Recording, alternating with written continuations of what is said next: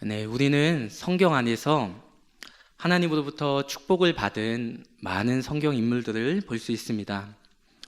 그 많은 인물 중에서 늘 저의 마음 가운데 하나님으로부터 깊은 사랑과 은혜를 받은 사람을 생각하라면 저는 늘 다윗을 생각하곤 합니다. 사무엘상 16장을 보면 다윗이 성경에서 처음 등장하기 시작합니다. 그는 이새의 집안의 막내로서 양을 지키고 돌보는 역할을 맡은, 어쩌면 아무도 주목하지 않는 소년에 불과했습니다. 이새와 그의 아들들이 사무엘이 그가 사는 도시에 찾아왔을 때 다윗이 그 자리에 있지 않았던 그 상황은 그의 집안에서 다윗이 차지하는 비중이 얼마나 작은지 저희는 간접적으로 알 수 있습니다. 아마도 그들은 그 순간 그 자리에 다윗이 없다라는 것을 모를 수 있을 정도로 다윗이 그의 집안에서 차지하는 비중은 매우 적었을 것입니다. 하지만 우리가 이 사무엘상의 그 내용을, 전체의 내용을 알고 있듯이 사무엘로부터 기름 부음을 받은 자는 아무도 주목하지 않았던 그 막내 소년 다윗이었습니다. 그런데 16장 7절 말씀을 보면 그가 마음으로 얼마나 하나님을 사랑하고 경외하였는지 우리는 잘 알 수 있습니다. 비록 그는 한 집안에서 작은 역할을 맡는 소년에 불과하였지만 하나님께서는 오직 그의 마음의 중심을 보시고 그를 구별하여 선택하신 것입니다. 다윗이 특별한 재능이 있거나 다윗이 돈이 많거나 다윗이 내세울 수 있는 어떠한 명분이 있었던 것이 아니라 오직 그의 마음의 중심을 보시고 한 나라의 왕으로 구별하여 선택할 정도로 다윗은 하나님을 경외하고 사랑하였던 자였습니다. 그런데 그런 다윗이 사무엘 선지자로부터 기름 부음을 받았을 때 다윗은 하나님의 영에 크게 감동되었다라고 성경에 나와 있습니다. 다윗이 기름 부음을 받고 하나님의 영에 감동된 이후 저희가 사무엘상 하의 내용을 살펴보면 그 이후의 모든 사무엘상 하의 내용은 다윗을 중심으로 이루어지는 것을 저희는 알 수 있습니다. 이것은 그의 삶의 지경이 하나님의 인도하심에 따라 확장되었다는 것을 의미합니다. 이스라엘의 역사가 그를 중심으로 이루어진다라는 것을 의미하는 것입니다. 비록 그렇게 주목받는 그런 상황으로 변하게 됨으로 말미암아 그가 사울로부터 질투를 받아 자신을 죽이려는 그 사울에 의해 아주 긴 시간 동안 생명의 위협을 당하는 어려움을 겪기도 하지만 다윗은 하나님을 온전히 신뢰함으로 결국에는 온 유다와 이스라엘을 다스리는 한 나라의 왕이 되었습니다. 그는 성경 말씀에서 총 3번의 기름 부으심을 받게 되는데 그렇게 매번 기름 부으심을 받을 때마다 성경의 내용을 묵상해 보면 다윗의 사역이 깊이가 있어지고 그가 영적으로 더욱더 성숙해지며 그의 능력이 더해가는 것을 저희는 성경 말씀을 통해 볼 수 있습니다. 그런데 다윗이 온 이스라엘의 왕이 된 어느 날 그가 하나님 앞에서 크게 범죄하게 되는데 그것이 바로 자신의 부하인 우리아의 아내 밧세바를 범하게 되는 사건입니다. 그래서 그 사건으로 인해 저희가 알다시피 밧세바는 임신을 하게 되고 만약 이 상황을 그냥 놔두게 되면 자신의 악행이 드러나게 될 것을 두려워한 나머지 다윗은 한 가지 방법을 생각하게 됩니다. 그것은 전장에 있는 우리아를 돌아오게 해서 그의 아내 밧세바와 동침을 하게 하는 것입니다. 우리아가 밧세바와 동침하기만 하면 다윗은 자신의 악행을 감출 수 있을 줄 알았습니다. 그러나 다윗의 그 악한 계획은 우리아의 충직함으로 인해 철저하게 실패하게 됩니다. 그 사실을 은폐하려던 다윗은 결국 또 다른 방법을 생각해야 했습니다. 그래서 저희가 알다시피 우리아를 사지로 내몰고 그를 전투의 현장에서 죽게 합니다. 이후 다윗은 그의 우리아의 아내 밧세바를 정식적으로 자신의 아내로 취하게 되는 것입니다. 사무엘에게 기름 부음을 받은 이후 늘 하나님을 경외하고 성령 충만하였던 다윗은 한순간의 그 사건으로 인해서 하나님 앞에 큰 죄악을 저지르게 되었습니다. 다윗이 하나님의 영으로 크게 감동되었을 때 그는 오직 하나님만을 바라보고 하나님만을 사랑하는 자였습니다. 그는 온전한 성령의 사람이었던 것입니다.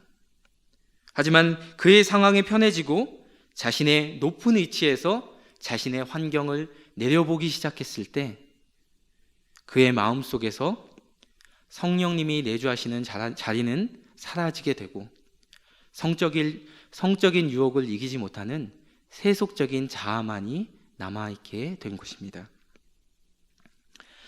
사무엘하 12장 말씀을 보면 나단 선지자는 한 성읍에 사는 두 사람의 비유를 통해서 다윗의 죄를 깨닫게 하는 하나님의 책망의 말씀을 전하게 됩니다. 그 책망의 말씀을 들은 다윗은 매우 놀랐을 것입니다. 그는 자신의 왕이 되는 모든 과정 동안 하나님이 전지전능하시다라는 것을 누구보다 깊이 경험한 자였습니다. 하지만 죄로 인해 그 육체의 소욕으로 인해 그의 영적인 눈이 어두워졌을 때 그는 자신의 악행을 숨기려 하였고 스스로 이 정도면 잘 감추었지 라고 생각하게 되었습니다. 그러던데 어느 날 나단 선지자를 통하여 하나님의 책망과 심판의 말씀을 들었을 때 다윗의 눈에 끼어있던 죄의 눈꺼풀이 벗겨지고 다시금 예전의 다윗으로 돌아와 하나님을 바라보게 된 것입니다. 그 순간 다윗은 자신의 잘못을 덮으려 하지 않았습니다. 자신의 잘못을 부인하지 않았습니다.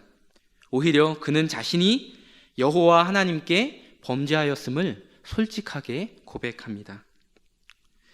오늘 우리가 함께 읽은 이 시편 51편 말씀의 소 제목을 보면 다윗이 밧세바와 동침한 후 선지자 나단이 그에게 왔을 때라고 나와 있습니다. 즉 오늘 전체의 본문은 하나님의 책망 가운데 다윗이 즉시 자신의 죄를 철저히 회개하고 하나님의 용서와 하나님의 은혜를 간구하는 내용으로 이루어져 있습니다. 다윗은 하나님의 책망의 말씀 가운데 자신을 다시금 솔직하게 돌아볼 줄 아는 하나님 앞에서의 의인이었던 것입니다. 특별히 오늘 보면 11절 말씀에서 다윗이 하나님의 용서를 구하면서 하나님께 요구하였던 그 기도, 그것이 저의 마음에 큰 울림을 주었는데요. 주의 성령을 거두지 마소서. 이 한마디는 그가 자신과 함께하는 성령의 소중함을 가슴 깊이 깨닫고 있다는 것을 저에게 단적으로 증명하고 있습니다. 안타깝게도 밧세바와의 그 사건은 다윗에게 있어 매우 큰 상황의 변화를 경험하게 하였습니다. 하나님으로부터 내 마음에 합한 사람이라는 칭호를 듣던 자에서 칼이 내 집에서 영원히 떠나지 않을 것이다 라는 심판의 메시지를 듣는 자로 변하게 되었습니다. 그 하나님의 메시지에 따라 밧세바의 사건 이후 다윗의 인생에 있어서는 끊임없이 불행한 일이 연속적으로 발생하게 되었습니다. 그가 밧세바와의 그 임신을 통해서 낳은 아이도 죽게 되었고 그 형제 간에 그가 낳은 자식 간의 싸움으로 인해 서로를 죽이는 사건까지 벌어지며 그의 장자 압살롬이 그를 반역하여 다윗은 도망자의 신분에까지 이르게 되는 그런 일련의 불행한 역사들이 계속적으로 반복되게 됩니다. 하지만 저는 오늘 본문을 묵상하는 가운데 비록 죄악의 상황으로 인해 다윗이 스스로 어려움을 자초하게 되었지만 그런 위기의 상황 속에서 하나님 앞에 솔직하게 또한 진실하게 자신의 죄를 회개하는 모습을 보며 그 죄로 물든 모습으로부터 다시 변화하고자 하는, 다시 하나님과 친밀한 관계를 맺고자 하는 다윗의 모습을 주목하게 되었습니다. 그 다윗의 모습에서 하나님과의 그 관계를 회복하고자 하는 간절한 마음을 느낄 수 있었습니다. 이런 다윗의 의지를 묵상하는 가운데 저는 현재 코로나의 상황으로 인해 실제의 삶과 또한 우리의 영적인 부분에서 어떤 어려움을 겪고 있는, 또한 삶의 다양한 부분에서 변화를 겪고 있는 우리에게 성령의 기름 부으심을 통해 하나님의 인도하심과 은혜를 경험하기에 앞서 우리도 다윗과 같이 하나님 앞에서 우리의 솔직한 모습을 내려놓고 진실한 마음으로 회개를 하는 것이 무엇보다 먼저 필요하겠다. 그리고 성령님과의 그 동행의 중요성을 오늘 말씀을 준비하며 또한 가슴 깊이 깨닫는 시간을 갖게 되었습니다.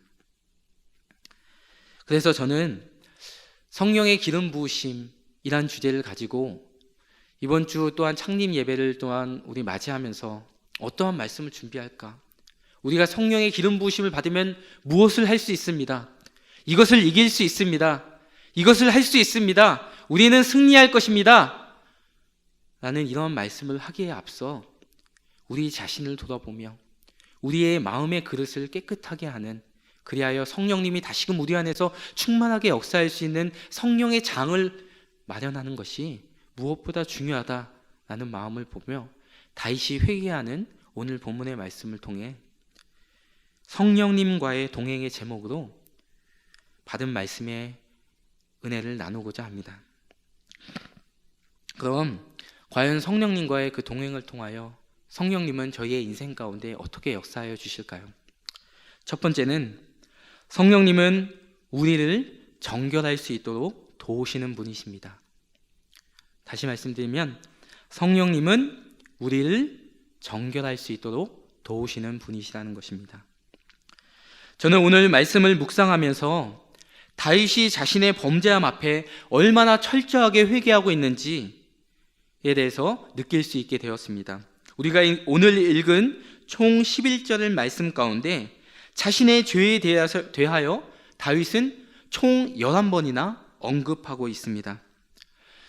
보통 우리는 자신의 잘못을 바라보고 자신의 잘못을 인정하기보단 타인의 잘못을 좀 지적하고 발견하는 것을 귀신같이 잘하는 어떤 우리의 인간의 본성을 가지고 있는데, 그런데 타인의 잘못에 대해서도 그렇게 11번이나 반복적으로 지적하는 것이 사실은 쉬운 일은 아닐 것입니다. 그런데 오늘 본문 속에서 다윗은 자기 스스로가 죄인임을 이 11절의 짧은 구절 가운데서도 총 11번이나 고백하고 있는 것입니다. 그가 자신이 하나님 앞에 큰 죄를 저지른 것을 고백하게 된 것은 그의 안에 성령님께서 선포된 말씀 가운데 깨닫게 하여 주신 결과입니다.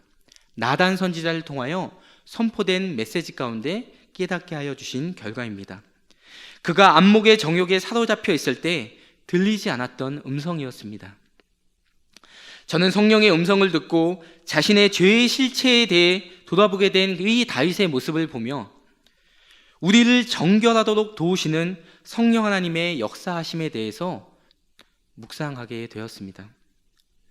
성령 하나님께서 다시금 우리 안에서 역사하실 때 우리 안에서 일어나게 되는 첫 번째 특징은 하나님이 자신과 어떻게 함께 하셨는지에 대해 다시금 생각나게 된다는 것입니다.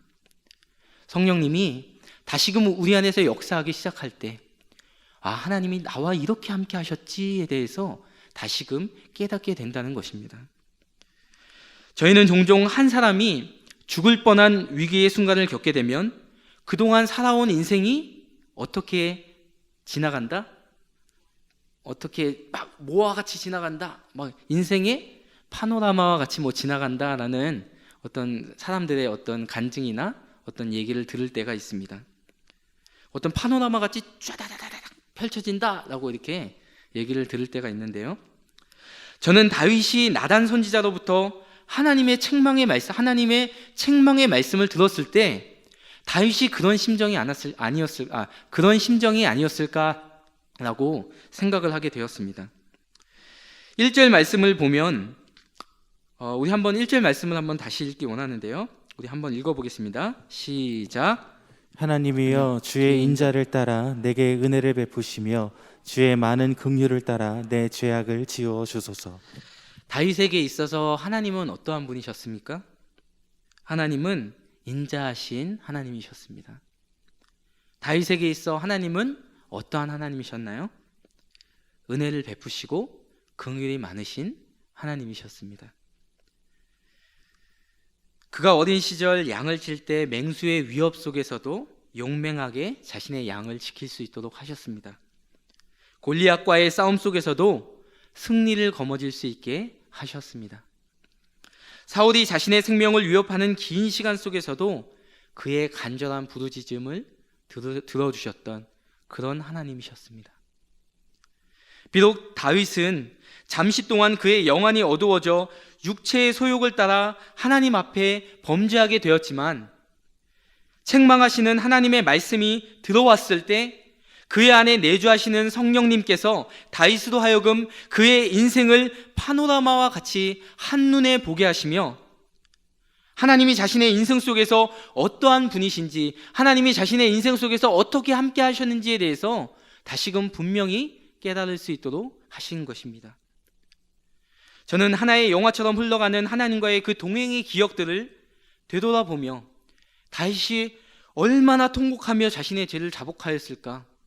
사람이 있든 사람이 없든 그 파노라마와 같이 지나가는 자신의 하나님과의 추억을 생각하며 얼마나 하나님 앞에 통곡하며 죄를 자복했을까를 묵상하면서 괜히 저의 마음도 좀 가슴이 미어지는 그런 느낌을 받게 되었습니다. 우리의 삶 속에서 하나님의 인도하심과 은혜를 경험하는 것이 이렇게 중요합니다.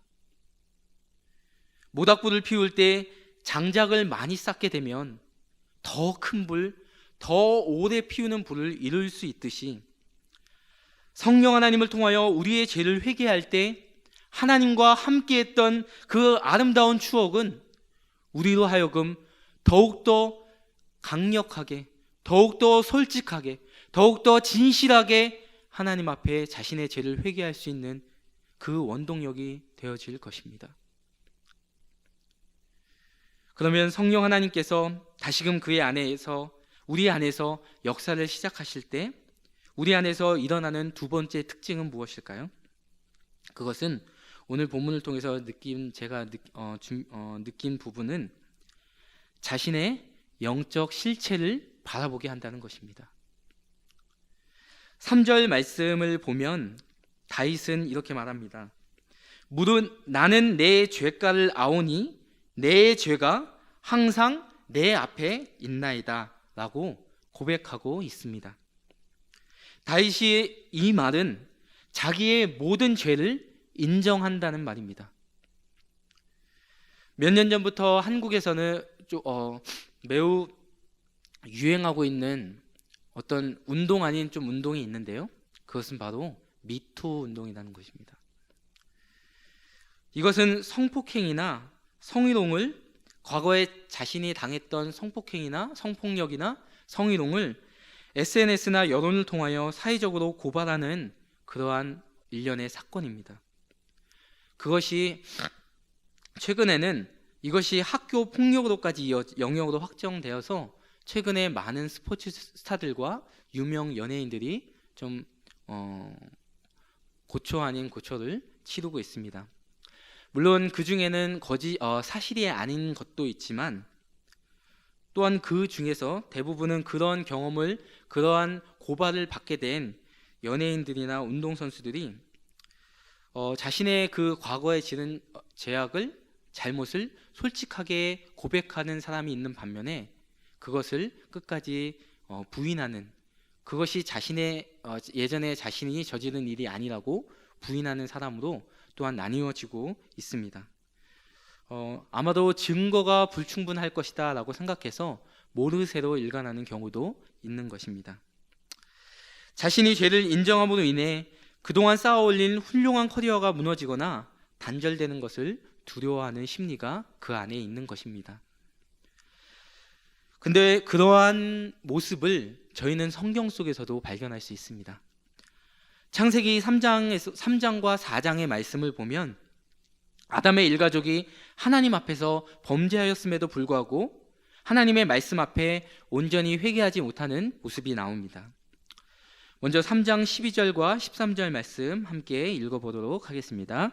12절 13절 말씀입니다. 시작. 아담이 이르되 하나님이 주셔서 나와 함께 있게 하신 여자 그가 그 나무 열매를 내게 주므로 내가 먹었나이다.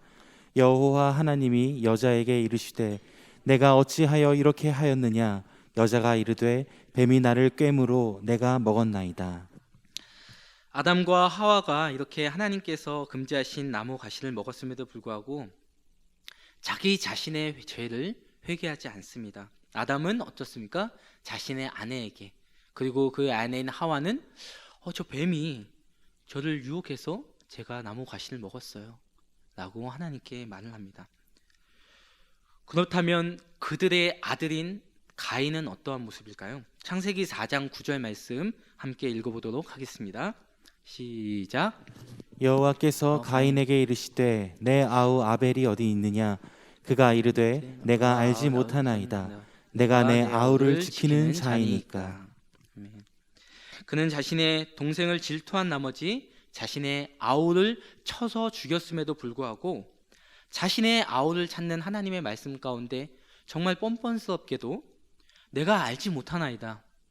내가 내 아우를 지키는 자니까 라고 말하며 자신의 잘못을 회피하는 모습을 보이게 됩니다. 그들은 하나님께서 생기를 불어넣어 창조하신 영적 존재였음에도 불구하고 자신의 실체를 직면하여 죄를 인정하지 아니하고 죄를 감추는 일에 급급하였습니다. 이렇듯 자신의 죄를 고백하는 것은 정말 많은 용기가 필요한 일입니다. 다윗에게 있어 한나라의 왕인 공인으로서 도덕적인 문제로 다른 사람의 입에 오르내리는 것은 굳건한 왕권 확립에 있어 치명적인 요소로 작용할 수 있습니다.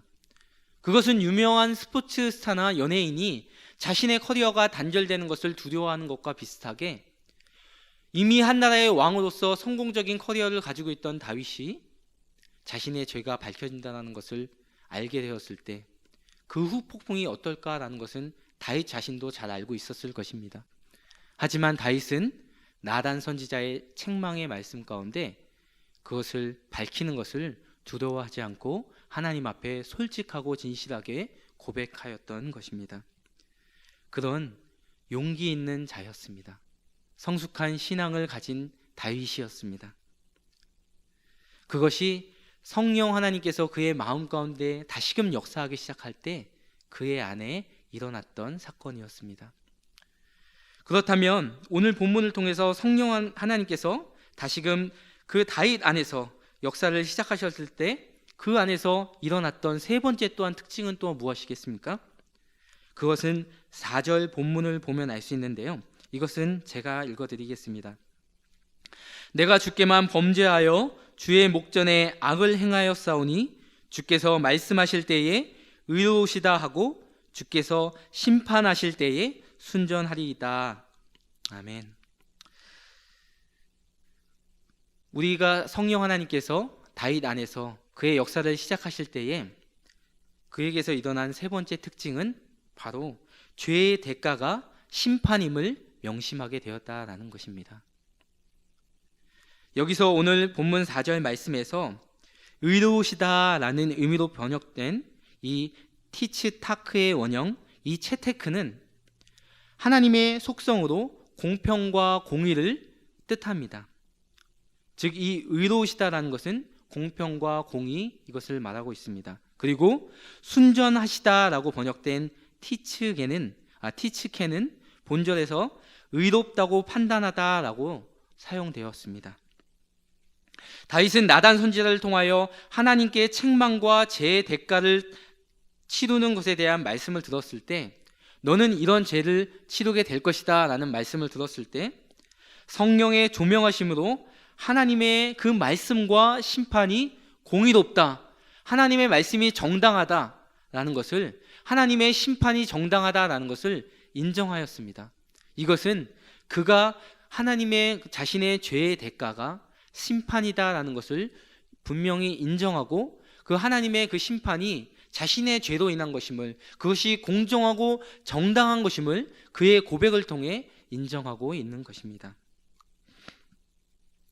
저는 오늘 본문의 다윗의 모습을 보며 우리도 얼마든지 삶 가운데 넘어질 수 있는 존재임을 주의해야 한다라고 다시금 깨닫게 되었습니다. 우리의 의도와는 무관하게 우리는 얼마든지 생활상의 어려움과 영적인 어려움에 처할 때가 있습니다. 우리가 흔히 자동차를 운전하면서 사고를 나지 않게 조심히 운전하는 것을 방어 운전이다라고 말합니다. 근데 때로는 우리가 아무리 방어 운전을 하려고 해도 상대방 차량의 부주의나 예상치 못한 장애물의 출현으로 인해 사고를 당할 수도 있습니다. 이와 같이 하나님 앞에 범죄함으로 말미암는 우리의 이 영적인 위기는 우리가 아무리 조심하려고 해도 삶의 어느 순간에 우리의 습관에 따라서 혹은 육체의 소욕을 따라감에 있어서 스스로 자초하게 되는 경우가 많은 것 같습니다. 아담과 하와는 하나님께서 수많은 것들을 창조하시고 그들에게 관리할 수 있도록 주셨지만 가지지 못한 그 한 가지에 집중했을 때 하나님 앞에 범죄하게 되었습니다. 다윗도 동일합니다. 그가 왕으로 재임 시절 하나님께서 주신 풍성한 삶을 영위하고 있으면서도 타인의 아내에게 집중하였을 때 하나님과 멀어지게 되었던 것입니다. 우리 함께 히브리서 9장 13절에서 14절 말씀 함께 읽어보도록 하겠습니다. 시작.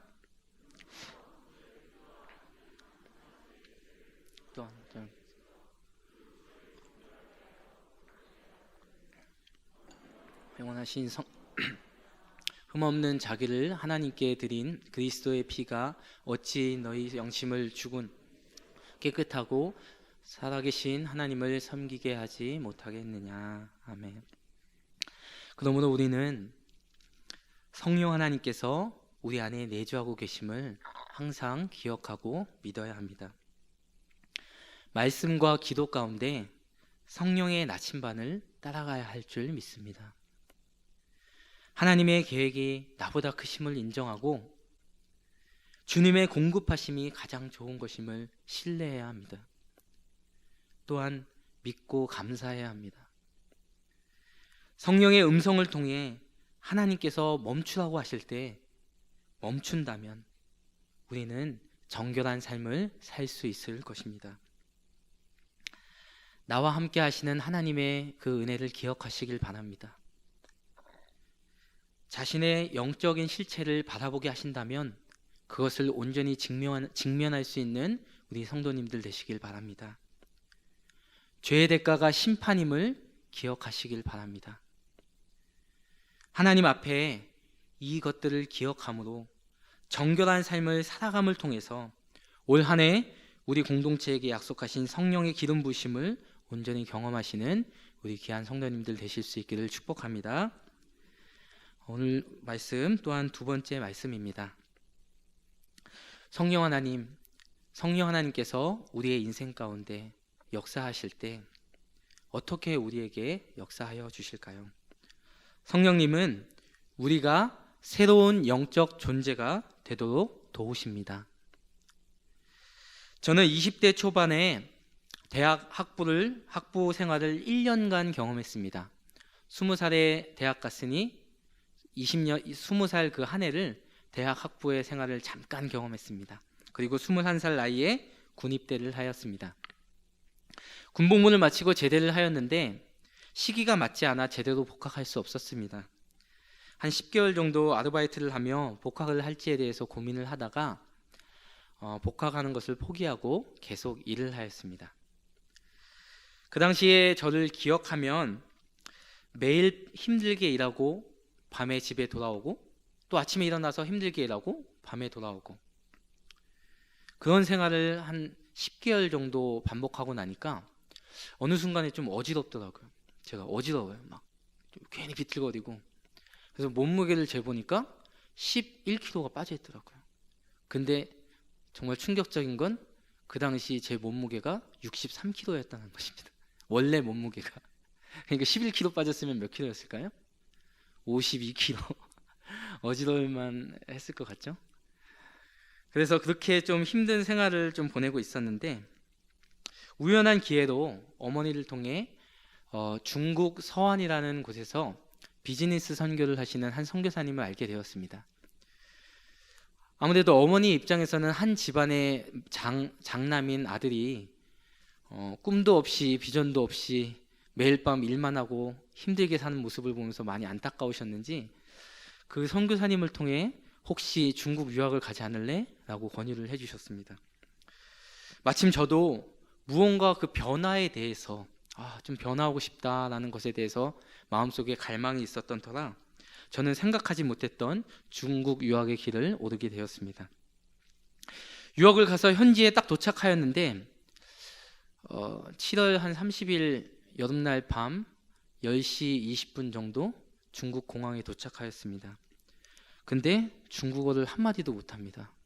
저를 마중 나오셨던 중국 아주머니께서 뭐라고 말씀하시는데 하나도 못 알아듣겠어요. 그리고 밤이잖아요. 저를 봉고차를 태우고 어디로 데려가요. 조금씩 불안해지기 시작합니다. 영화에서 봤던 장면이 나오는 것 같고, 그런데 다행히 저를 중국 그 한 대학교의 기숙사로 안전하게 데려다 주었습니다. 언어를 하나도 못하다 보니까 이제 언어 어학당에서 이제 수업을 받는데 오전 클래스를 제외하고는 시간이 많이 남게 되었습니다. 어느 날 기숙사 방에서 혼자 기도를 하고 있는데 이런 생각이 들었습니다. 어쩌면 이전의 나를 아무도 모르는 이 지금의 환경이 내가 변화되기에 가장 좋은 환경이 아닐까. 그런 생각 후에 몇 가지 행동을 실천에 옮기기 시작합니다. 저는 바로 다음 날 악기점을 찾아가 기타를 샀습니다. 한국에서 가져간 기타 교본으로 복음성가를 연습하기 시작합니다. 그리고 제가 출석하였던 한인교회에서 진행하는 전도 폭발 훈련에 참여하면서 훈련을 받습니다. 그리고 캠퍼스로 나아가 중국 친구들을 전도하였습니다. 이 모든 것은 제가 한국에 있을 때 시간상 또 매우 내성적인 저의 성격상 감히 생각하지도 못했던 그런 상황이었습니다. 그러던 어느 날 저는 교회에서 진행하였던 한 소그룹 훈련에 참여하게 되었습니다. 그 소그룹 훈련의 이름은 내면 세계와 영적 성장이라는 훈련 프로그램이었는데 그 훈련의 참여는 저를 완전히 바꾸어 놓았습니다. 그 소그룹 훈련으로 인해 저 자신을 생각할 때 지금의 김지훈은 중국 가기 전의 김지훈과 중국 간 이후의 김지훈으로 나눌 수 있다라고 생각할 정도로 엄청나게 큰 변화였습니다. 이건 설교문에 지금 없는 건데 갑자기 생각난 건데, 참고로 지금 저하고 같이 살고 있는 저희 아내는 그 소그룹 훈련 이후에 만난 사람입니다. 만약에 한국에 있었을 때 저를 만났다면 아마 저하고 결혼하지 않았을 것 같아요. 그 정도로 그 소그룹 훈련으로 인해 저는 큰 변화를 겪게 됩니다. 근데 그 훈련 프로그램 인해 훈련을 통해 제가 성격적으로도 많이 변한 것도 있지만 가장 많이 변했던 것은 저희 아버지를 향한 저의 마음이었습니다. 제가 어렸을 때 저희 아버지는 저와 저 동생을 매우 사랑해 주셨던 분이었습니다. 아직도 기억나는 건 아버지와 함께 목욕탕에 가면은 뭐 우리 다 그런 경험 있으시잖아요. 아버지께서 그 세신사 그러니까 이렇게 테이블 같은데 이제 누워서 이제 때를 미는데 항상 저와 제 동생을 이렇게 정성스럽게 이렇게 대충 하신 게 아니라 세신사처럼 딱 눕혀놓고 머리부터 발끝까지 아주 그냥 빡빡빡빡빡 이렇게 잘 밀어주셨어요. 아주 마음에 그게 아직도 계속 기억에 남아요. 저는 아버지를 생각할 때 그럴 만큼 그 시절 아버지에 대한 기억은 너무나도 따뜻했습니다. 그런데 아버지는 가장으로서 좀 책임감은 좀 부족하셨던 분 같아요. 늘 집안의 경제적인 부분은 저희 어머니가 많이 담당을 하셨습니다. 그런 어린 시절을 보내며 저는 어머니를 힘들게 하는 아버지와의 관계가 조금씩 소원해지기 시작했습니다. 아버지에게 있어서도 저도 그렇게 믿음직스럽지 않은 큰 아들이었습니다. 그런데 그러한 관계 속에서 한 집안의 맏아들인 저는 비록 원망하는 아버지지만 마음 깊은 곳에서는 아버지에게 인정을 받고 싶다라는 마음의 깊은 곳에 갈망이 있었습니다. 하지만 아버지는 제게 칭찬과 미소 그런 것은 좀 인색하셨던 분이셨습니다. 그런데 내면 세계와 영적 성장이라는 소그룹 훈련을 통해 깨닫게 된 것이 있습니다. 그것은 저희 아버지가 제가 생각했을 때 부족하다고 생각되는 그 부분은 우리 아버지가 그의 성장 환경 가운데 부모님으로부터 받은 영향으로 인해 형성된 것이라는 것입니다. 정확하게 알지 못하지만 제가 듣기로는 저희 할아버지는 술을 너무 좋아하셔가지고 그렇게 경제적인 부분에서 이렇게 책임감 있게 행동하지 않으셨다고 합니다.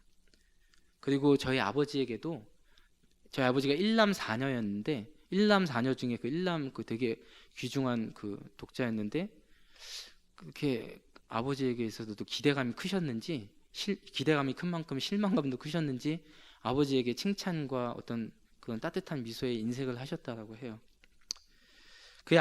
이것은 우리 아버지도 그 성장 환경 가운데 부모님으로부터 받아서 형성된 그 모습이 저희에게 지속적으로 내려왔던 것입니다. 그런 환경 가운데 살아온 아버지가 자녀인 우리에게 따뜻한 말과 칭찬을 통해 표현을 한다는 것은 매우 어려운 일이셨을 것입니다. 나의 아버지도 얼마나 칭찬과 미소와 따뜻한 말 한마디가 그리우셨을까. 그러한 이 아버지의 내면 세계의 모습을 이해하는 가운데 저는 조금씩 아버지를 향한 마음을 열어가기 시작하였습니다. 신기했던 것은 그렇게 아버지를 이해해 나가려고 노력하는 가운데 저에게도 놀라운 변화가 일어났다라는 것입니다. 어떠한 변화였냐 하면 제 자신을 사랑하기 시작했다라는 것입니다. 나의 관점에서 나를 판단하는 것이 아니라 하나님께서 나를 바라보시는 관점으로 내 자신을 바라보기 시작하였습니다. 이 이야기를 생각하고 오늘 설교 본문을 보며 말씀을 준비하는 가운데 깨닫게 된 것이 있습니다. 그것은 새로운 영적 존재가 된다는 것. 우리가 흔히 새로운 영적 존재가 된다, 새로운 영적 존재가 된다라고 하는 것은 내가 어떤 제3의 존재로 탈바꿈하게 되는 것이 아니라 죄인인 우리가 하나님께서 창조하신 나의 원형의 모습을 회복하는 것이다 라는 것을 깨닫게 된 것입니다. 하나님께서 창조하셨던 저 김지우는 자신의 의견이나 요구조차 자신 있게 말하지 못하는 그런 모습이 아니었습니다. 늘 남의 칭찬과 인정을 갈구하며 마주하는 상황에 요동하는 모습이 아니었습니다. 늘 하나님께서 주시는 꿈을 꾸며 따뜻한 마음과 행동으로 예수님의 사랑하는 자라는 것을 그런 하는 모습이 하나님께서 나를 창조한 모습이라는 것을 다시금 깨닫게 된 것입니다. 그 하나님의 창조의 원형의 모습을 깨닫게 된 것입니다. 그것이 바로 제 삶 속에서 새로운 영적 존재가 되었다는 그 비밀을 저는 발견하게 된 것입니다. 오늘 본문 10절 말씀 가운데 다윗은 말합니다. 내 속에 정한 마음을 창조하시고 내 안에 정직한 영을 새롭게 하소서. 이 모습은 다윗에게 있어서 생소한 모습이 아니었습니다. 그가 밧세바의 사건 이전에 이미 다윗이 가지고 있던 모습이었습니다. 근데 성령 하나님을 통해서 다시 발견하고 다시 깨닫게 된 것 뿐입니다. 하나님을 온전히 신뢰하는 굳건한 믿음을 가진 원래의 그의 모습이었던 것입니다. 이것이 다윗이 하나님 앞에서 새로운 영적 존재가 되었다라는 그 모습인 것입니다. 다윗은 하나님께서 당신의 영인 성령으로 인해 죄악된 본성을 죽이고 하나님 앞에 온전히 순종하며 살아가도록 도우심을 간구하고 있습니다. 하나님은 그런 다윗의 죄를 용서하시고 예전 거룩함을 회복할 수 있도록 도우셨습니다. 저는 오늘 본문 속의 다윗의 모습을 보며 우리가 삶 속에서 예수 그리스도의 보혈의 능력을 의지하며 회개할 수 있는 것이 감사한 것임을 다시금 깨닫게 되었습니다. 우리가 부족할지라도 연약할지라도 자신의 사람을 사랑하시되 끝까지 사랑하시는 그 신실한 사랑으로 우리를 쫓아내지 아니하시는 그 하나님으로 인해 감사한 시간을 갖게 되었습니다. 우리의 삶 속에서 새로운 영적 존재가 될 수 있는 기회를 주시는 하나님으로 인해 다시금 감사하게 되는 것입니다. 요즘처럼 위로와 격려가 필요한 기간이 없는 것 같습니다. 장기간 이어지는 코로나 바이러스로 인해 우리 모두 힘든 삶을 살아가고 있습니다. 이러한 때에 오직 주님이 나의 생명 되심을 알고 자신의 죄를 회개하며 하나님께 다시 가까이 나아가고자 했던 다윗과 같이 새로운 영적 존재, 위로자 되시며 중보자 되시는 성령의 사람들이 되시기를 축복합니다.